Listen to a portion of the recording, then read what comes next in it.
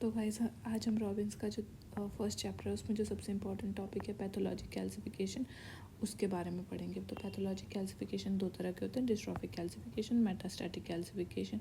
Dystrophic का मतलब क्या है कि डी से डिस्ट्रॉफिक, डी से डेड टिश्यू, इसमें कैल्शियम लेवल नॉर्मल होते हैं। जबकि मेटास्टैटिक में इसका उल्टा होता है कि इसमें हाइपर कैल्शियम है, मतलब कैल्शियम लेवल बढ़े हुए होंगे, टिश्यू जो होगा नॉर्मल होगा। तो इसमें क्या होगा कि जो नेक्रोसिस या फिर डेड टिश्यू के अंदर आके कैल्शियम, नॉर्मल कैल्शियम ही डिपॉजिट हो जाएगा। तो इसका मोस्ट कॉमन एग्जांपल है आर्टीरियल लीजन, जैसे कि एथेरोस्क्लेरोसिस हो गया हमारा, और ये बेसिकली हमें डैमेज्ड हार्ट वॉल्स में देखने को मिलेगा। इसमें क्रिस्टलाइन कैल्शियम फॉस्फेट का डिपॉजिट होता है। जबकि मेटास्टैटिक कैल्सिफिकेशन का मोस्ट कॉमन ऑर्गन क्या होता है, लंग्स होता है। और इसमें क्या होता है कि नॉर्मल टिश्यू के अंदर हाइपर कैल्शियम है, मतलब कैल्शियम बढ़ने के रीज़न की वजह से नॉर्मल टिश्यू के अंदर डिपॉजिट होता है। कैल्शियम किस किस चीज़ों की वजह से बढ़ सकता है, तो पैराथायरॉयड हार्मोन की सिक्रीशन की वजह से हो सकता है। वो किसकी वजह से बढ़ रहे हैं, पैराथायरॉयड ट्यूमर और उसके हाइपरप्लेजिया की वजह से हो रहे हैं।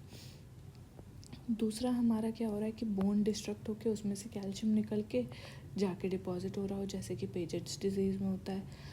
इसके और एग्जांपल मल्टीपल माइलोमा, ल्यूकीमिया हो सकते हैं।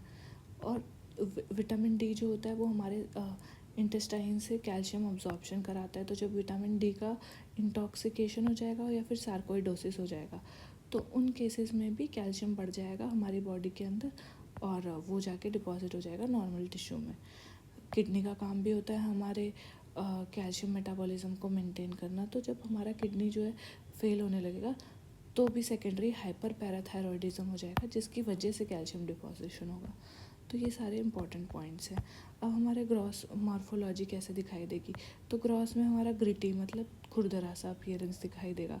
डिस्ट्रॉफिक कैल्सिफिकेशन जो होता है वो उसका बहुत इंपॉर्टेंट एग्जांपल, एक तो हम एथेरोस्क्लेरोसिस प्लैक बोल चुके हैं, लेकिन इंडिया में हर दूसरा आदमी को टीबी है, तो केशियस नेक्रोसिस इन ट्यूबरक्लोसिस में हमें डिस्ट्रॉफिक कैल्सिफिकेशन मिलेगा।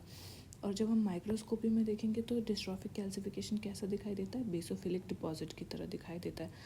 मेटास्टैटिक कैल्सिफिकेशन भी हमने बोल दिया था, ये हम पहले पढ़ चुके हैं कि डिस्ट्रॉफिक कैल्सिफिकेशन की तरह ही दिखाई देगा, मतलब कि ब्लू कलर का दिखाई देगा। ठीक है, अब एक जो एक्स्ट्रा पॉइंट्स इसमें जो हम पढ़ना चाहेंगे वो है डिस्ट्रॉफिक ये जो पॉइंट्स है ये मैंने हर्षमोहन से ऐड किया है इसमें। इसके डिफरेंस इंपॉर्टेंट है। तो हमने डेड बोल दिया, इसमें बोल दिया नॉर्मल टिश्यू। इसमें कैल्शियम नॉर्मल, इसमें डिरेंज होकर क्या हो जाएगा, हाइपर कैल्शियमिया हो जाएगा। अब डेड टिश्यू को तो वापस जिंदा कर नहीं सकते, तो ये रिवर्सिबल होता है, जबकि ये रिवर्सिबल होता है। इसका कॉज नेक्रोसिस हो सकता है, तो caseous necrosis, liquefactive fat necrosis हो सकता है। इसमें हमने बोल दिया हाइपर पैराथायरॉयडिज्म हो सकता है। इसके बाद एक तो इम्पॉर्टेंट चीज़ है कि डिस्ट्रॉफिक कैल्सिफिकेशन का एक निमोनिक बना सकते हैं हम, atherosclerosis bodies like psammoma bodies. Psammoma bodies क्या क्या किस में मिलेंगे, PSM, papillary carcinoma, prolactinoma, serous ovarian carcinoma, somatostatinoma, meningioma, मेसोथेलियोमा।